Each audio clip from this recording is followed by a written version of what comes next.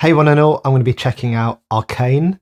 I see there's a lot of interest for that on the channel, so let's give this a go. If you're new here, welcome. My name's Stuart. I'm a psychotherapist working in the UK, and I specialise in working with people who have experienced trauma. So I tend to focus on things through a trauma lens. That's how I tend to formulate and see things. However, I am quite reflective, and I am also mindful that not everything should be viewed through a trauma-informed lens. So I hope you get quite a balanced view from me here. And it's also worth noting that this is a reaction channel. Okay, it's not so much an analysis, but I think what people want to see are my very initial thoughts and raw reactions to things. I did put a poll up a few months ago to ask people whether they wanted more in-depth analysis and breakdown from a psychological perspective, and overwhelmingly people said no. they just want to see the initial reactions and my very initial thoughts, and you know, that's fair enough. If that's what people want to see, that's what people want to see. However, it does bring with it some limitations in terms of, in a very, very first watch with something, it's easy to miss a lot. There's a lot to process and take in. But maybe with something like Arcane, it might be worth putting up my initial reaction, and then for something like an episode where things are ever changing throughout, and as the series goes on, then it might be worth me putting out videos which have got more of an analysis feel to it, perhaps more of a reflection of what's going on, and where I can perhaps elaborate on points that I haven't been able to elaborate on during the actual episode. Do you know, I want to enjoy it. You know, I'm a therapist, but I'm you know, I'm a person. I'm a dad. I'm a husband. I'm, you know, there's lots of areas to my life that aren't me being a therapist. So there'll be aspects where you just get to see me and my personal thoughts, which I hope are okay. But you know, I think it's best to be authentic and genuine for things like this. So let's go. Let's just start this up and see how we get on. Ba-bum. Oh, this is really eerie, isn't it? Is the word juxtaposition? This difference between hearing a child's innocence through song and then the death and destruction brought on by this menace. Makes me feel a bit eerie. Oh no, it's her singing. She's there. Yeah. She's obviously covering her eyes to try and not see what's going on. I mean, she can hear it. She can most likely smell it. She's very aware, but I guess it takes the sting out of it a tiny bit. And I'm not sure if she's done that instinctually, whether she's just automatically gone, I just don't want to see this, or whether this person who's with her has made the suggestion, you know, cover your eyes, don't see this. But like most children, she's like, yeah, I'll cover my eyes, yeah, I'm not looking, honest. Across the river. She's obviously singing, trying to comfort herself as well. Look at that protectin. That's not how we speak. Protection.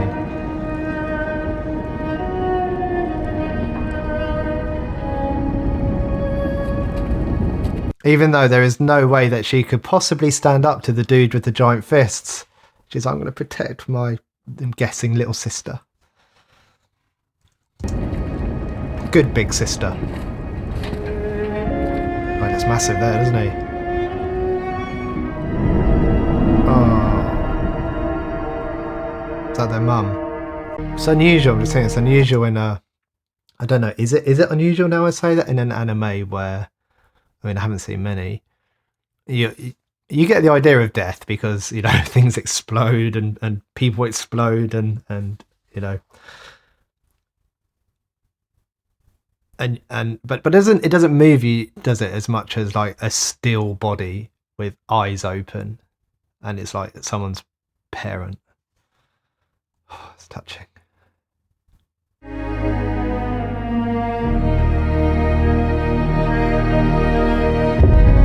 That was almost a look of shame, wasn't it? Looked over the body, looked at his iron fists or whatever they are, gauntlets. I was like, what have I done? Throws them onto the floor. Despite the fact that it appeared that he was a goodie, I guess, because he was fighting the baddies. So he had a role of protection, but he still felt like he had something to do with that person's death. Still some responsibility there. Just the way he looks at those gloves and throws them down. That's what comes up for me. Is he still there? He's still there. Oh, that looked like a bit of a look of, what's the word? A bit of a scowl, isn't it? A bit of, I'm going to get you later. A very, very determined look. When I'm bigger and older and stronger, I'm coming back for you. That was the intro. What a, oh God, that's emotive, isn't it? That's very early on in a show. What sense am I making of this? Okay, so there's the parent part of me that just feels so sad, and I'm pretty sure every parent watching this would imagine that was their child seeing them being killed like that, and that's heartbreaking. What a wobble to my voice. I can feel my heart beating, like I'm very conscious of it beating strong, as my body is feeling a bit anxious watching that.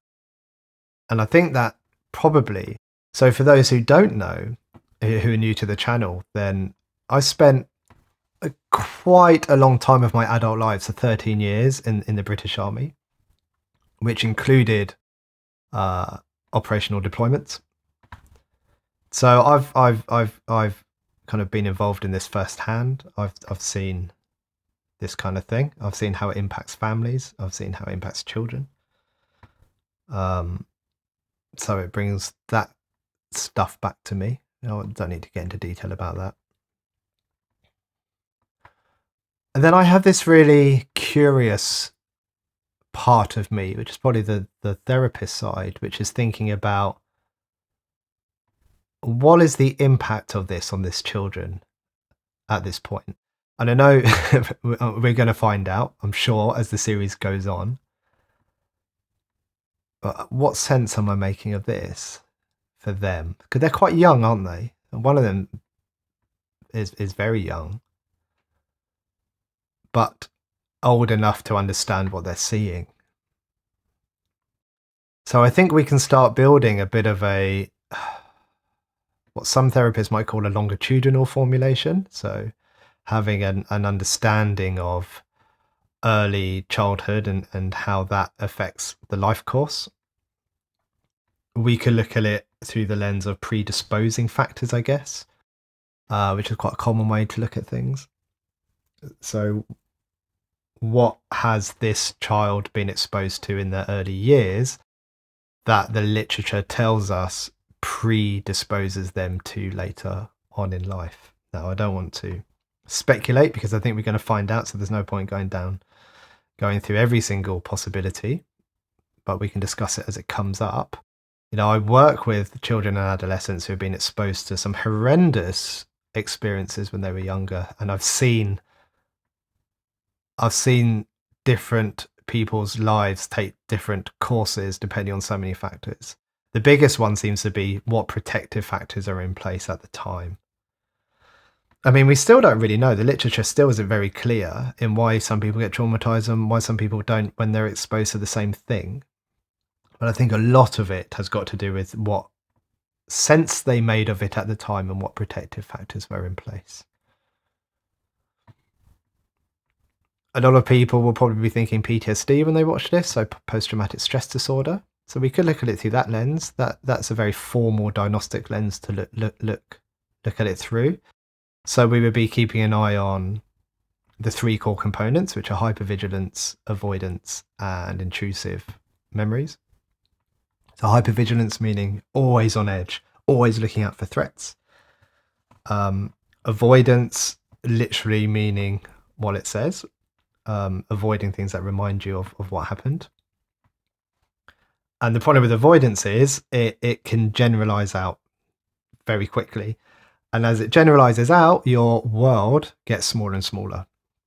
So a very brief example would be if you got bit by a dog in a park, say, then you may avoid going to parks in case there's a dog there and it bites you again. Or you may avoid going to the park it happened in, but then you might think, oh, it could happen in another park, so it generalizes out to all parks. But then you could think, well, it could happen in any outdoor space, and now it's generalized out into all outdoor spaces. So I best avoid outdoor spaces in case there's a dog there and I get bitten. Before you know it, you're just in your house all the time, or in your home all the time. So it's generalized out to all outside spaces, and your world has got smaller because now you're confined to your house. So you have avoidance. And we have the intrusive memories. So this can come in the form of reliving, so flashbacks. It can come in the form of nightmares. It can come in the form of, the memory just pops into your head whilst you're out in the frozen aisle in Tesco, and then suddenly you dissociate because it feels like you're there again, reliving it. So they're the 3 core components. It then, depending on what diagnostic manual you look at, the ICD or the DSM, you can have complex trauma, which adds difficulty with affect regulation and relationships and shame and guilt. Would make it a complex trauma. The DSM doesn't have complex trauma, it's all lumped into one. And then you can look at it through a trauma lens, and we're thinking developmental trauma here. So how is this going to impact these girls developmentally, especially when they're so young and they're going through kind of critical neurodevelopment? And this is going to have an impact on what we might call their template. So how they view the world and the safety of that, how they view others and the safety of that, how they view themselves and how safe they are with the other two, and how they relate to the other two as well. So essentially how they see the world and how they see themselves fitting in with that. Clearly this is going to have a major impact on that. And again, the consequences of this stuff,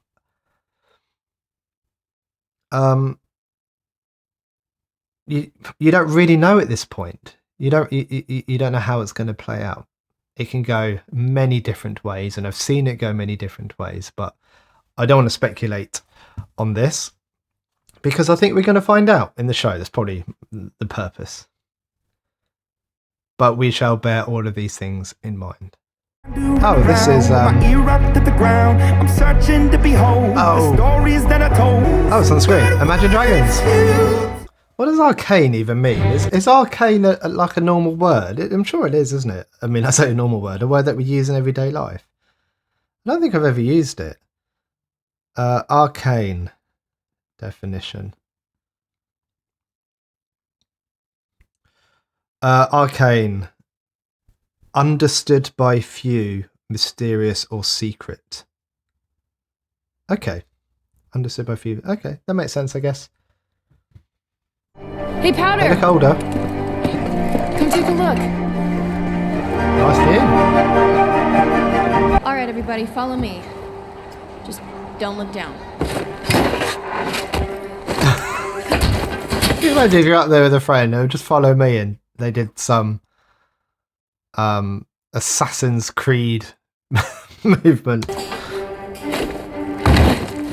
That is some jump. Whoa! Couldn't we have at least just... Oh, she's not so sure. Oh man, it's a long way. Come on, Powder. Oh, she slipped already.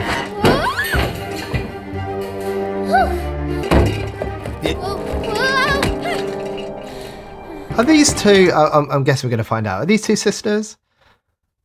Or are they just two kids who happen to and one's a bit older who meet during that war. Because they're older now, so I'm guessing Vi has been looking after Powder for all of this time. And big sister or not, that's a lot of responsibility, isn't it? Especially after what they've been through. To take the place of a parent. So this is something that I see quite often in my practice, is this idea of parentification, where a child, it's not so much a child looks after a parent, it's more where a child takes on parenting responsibilities for someone else, but that could be their parent, but it could also be a younger person. That's how I see it in a way. So they're taking on more responsibility for someone else than they probably should at their age or their maturity. So a lot of respect for Vi here for taking that role on, sister or not. What are they What up if to? Vander finds out we're all the way up here? Look around you. You think anyone topside's going hungry? Are you with me or not? Well, you've come all this way already. Vander's gonna kill us. Yeah, only if we screw up. Who locks their balcony? Seeing as I'm the only one who knows how to pick locks, I suggest... A big size 9 boot will do the trick. This is a clock shop.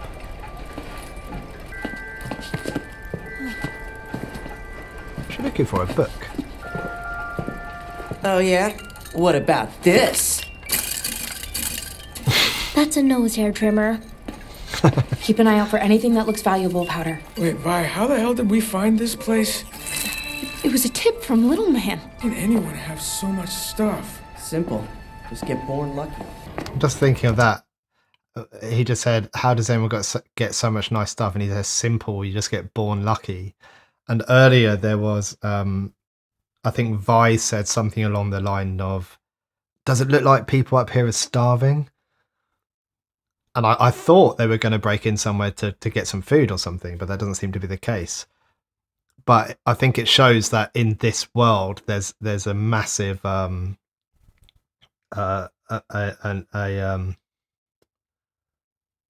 the word? Not parity. What's the opposite to parity? There's a big divide between social classes, I'm guessing, between the poor and the rich.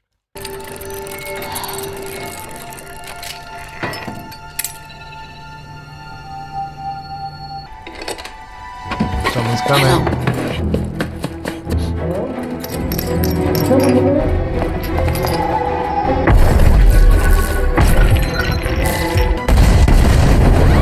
Whoa! That's a big boom. It's a big boom from such a little boom.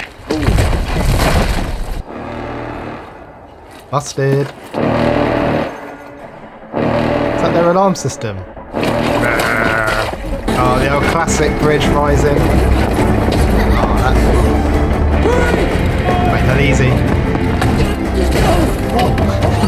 Man, not again. I just got this shirt. Not again. This ain't his first rodeo.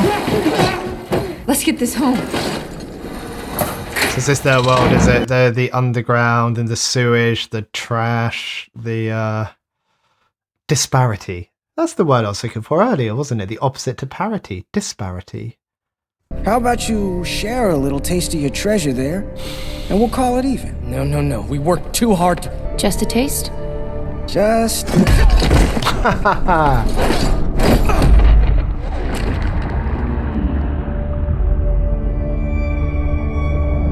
Oh, look, she's seeing more violence.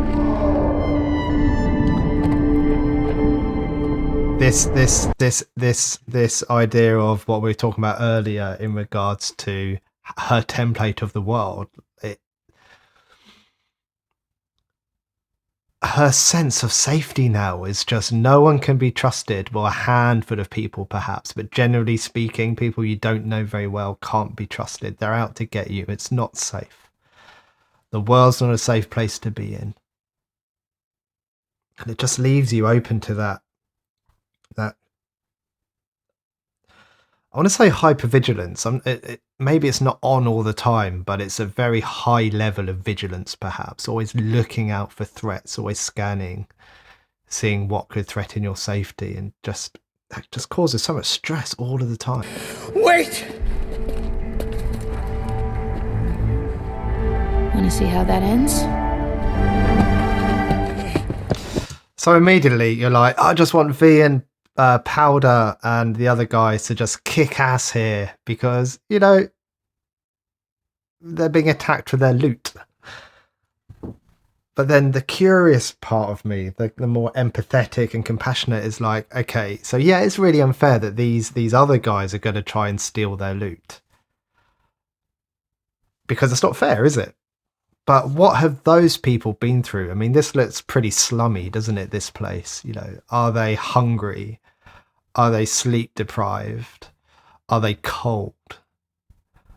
And we don't know yet. Maybe we find out later. We don't know the reasons why they are living here and what their lives and what their experiences have been like, what their immediate needs are right now in terms of heating, food, shelter, sleep.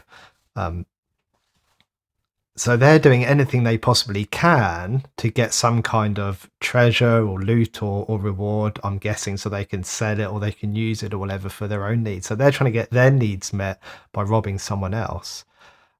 And V and Powder are getting their needs met by robbing the richer people, or the inventor, I think the person was. There's like this chain, which is really interesting.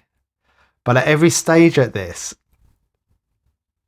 although it's easy to feel not hate, but it's easy to take sides, isn't it? But when you start getting curious and thinking about each different people's perspectives and what their needs are, although it's not an excuse for their behavior, it's about trying to understand their behavior and why they're doing it. Powder's legging it. She's been chased. Come on, Mauser. I need you. It's like a nail bomb.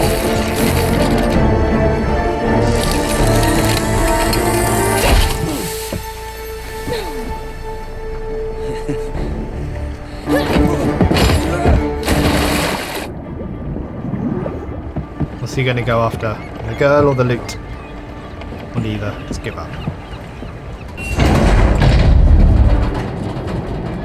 Oh, there's a whole world under here. I thought they were going to like a little hideout. The soundtrack's cool. Maybe I should listen to the soundtracks. React to the songs. After I've seen where they fit in with the show. Local. Oh, that's the dude from the beginning, I think, isn't it? Make your choice. Leave. It's not fair, but it's the reality of the situation. Don't threaten the guy who pours the drinks. So you're Vander. I don't suppose you can explain why it is that I'm hearing about an explosion and a foot chase topside? 4 children fleeing the scene. What are they going to do? Are they going to go, oh, it wasn't us, governor? Or are they going to go, yeah, sorry? I think they're going to admit to it. What the hell were you thinking? That we can handle a real Oh, there we go. job. They're not A denying real it. job? We got our own tip, planned a route, nobody even saw. You blew up a building. When did you get so comfortable living in someone else's shadow? Oh, that hit a sore Everyone spot. out. These are our streets. Someone should remind them of You're that. not hearing me. That path? This? It's not going to solve your problems. Just makes more of them. This is a man talking from experience, isn't it? He's taken that path by the sound of it, and it hasn't got him what he wanted. In fact, like he said, it's brought him more problems. He's learnt, he's got the experience. She hasn't got the experience of this yet. What she's saying makes perfect sense to her and in her mind, but the reality of the world is it's not probably going to work out that way for her, and he's trying to impart that experience to her.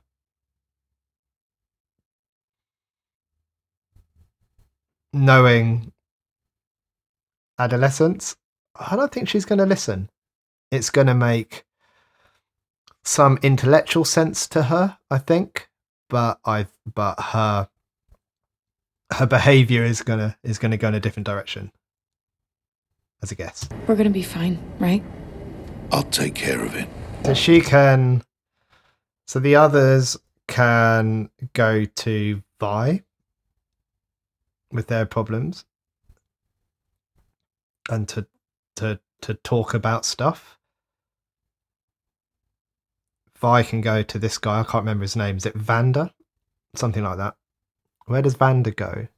So they have a bit of in attachment terms, they have a bit of she has a bit of a secure base here, doesn't she? It looks like she's got somewhere physically to go when she needs to.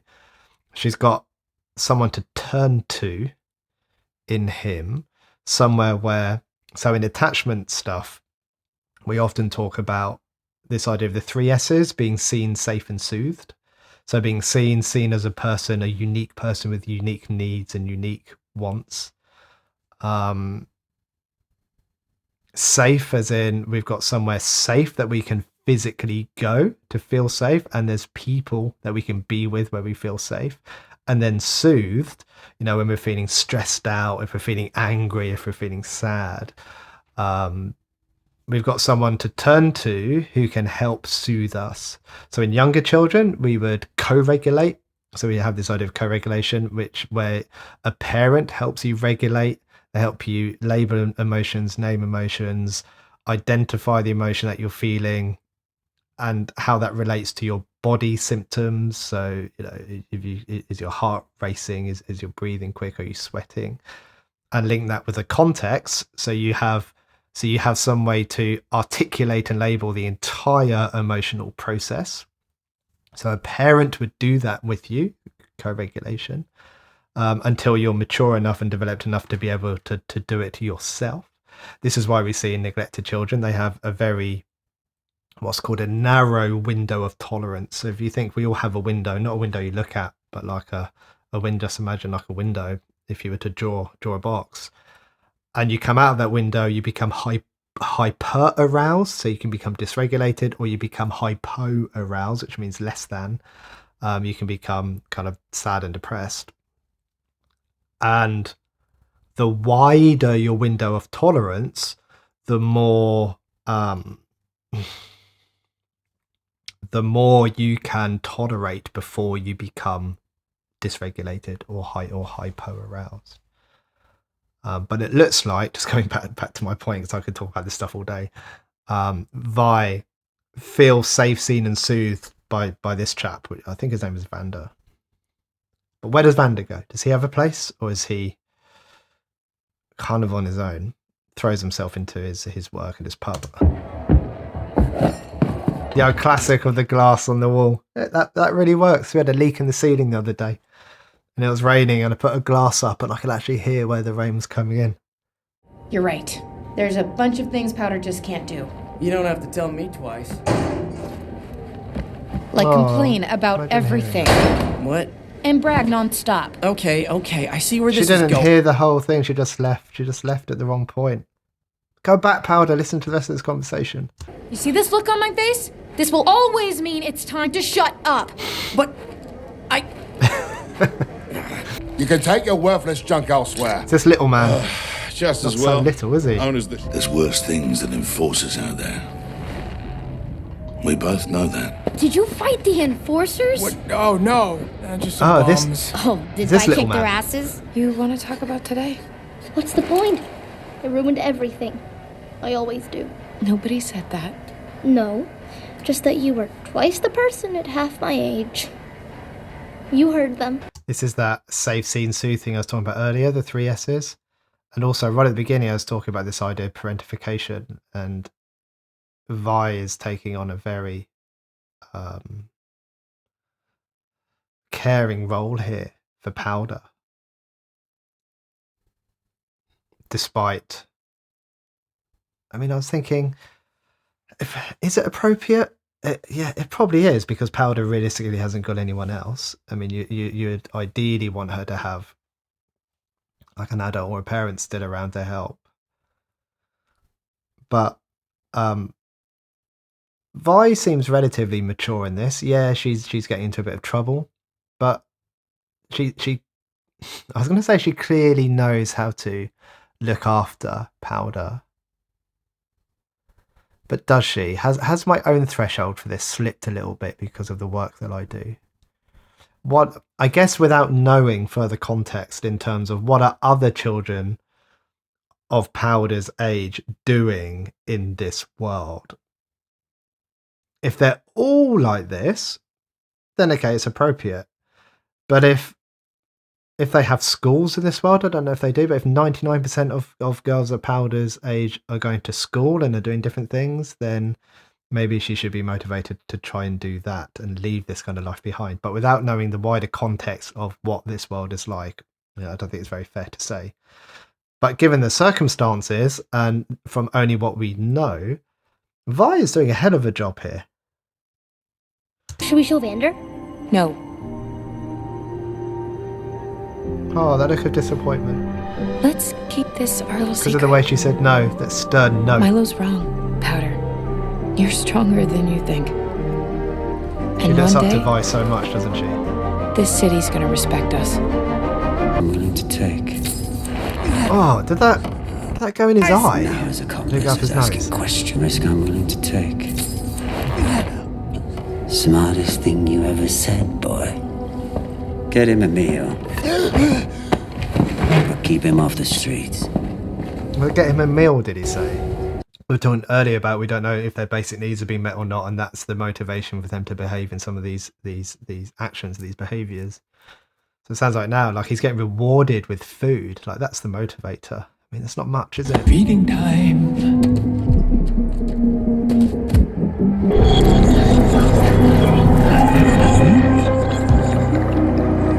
It's just like Compound V from The Boys.